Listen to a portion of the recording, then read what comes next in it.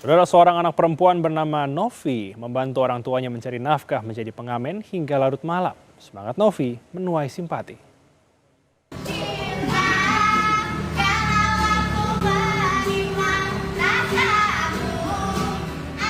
Suara merdu Novi menghiasi setiap tempat yang ia datangi. Sambil menggendong sang adik, Novi tetap semangat menyanyi di sebuah rumah makan, bahkan hingga malam hari. Di usia yang seharusnya fokus belajar dan bermain, Novi justru membuang waktu bermainnya dan ikut membantu orang tuanya mencari nafkah. Selama 2 tahun, Novi bersama ibu dan adiknya berkeliling menjadi musisi jalanan. Berkat semangatnya yang tak kenal lelah, Novi dan keluarganya mendapat bantuan peralatan sekolah hingga sebuah gerobak untuk bantuan modal usaha dari polisi. Ia dan sang ibu tak kuasa menahan haru saat mendapat bantuan.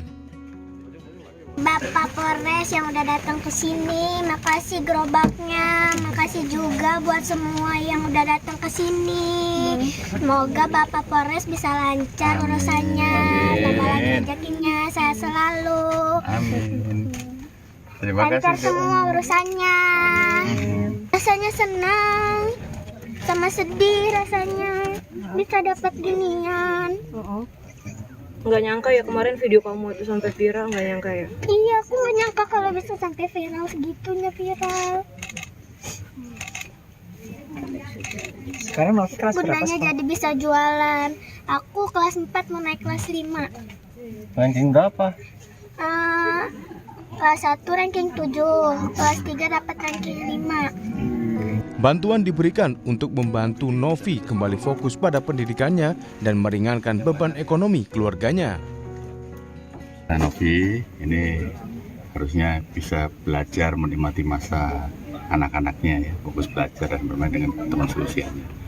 Tapi karena keterbatasan ekonomi, dia harus membantu orang tuanya. Ini kami dari jajaran Polres Metro Depok semua teman-teman berempati untuk bisa membantu.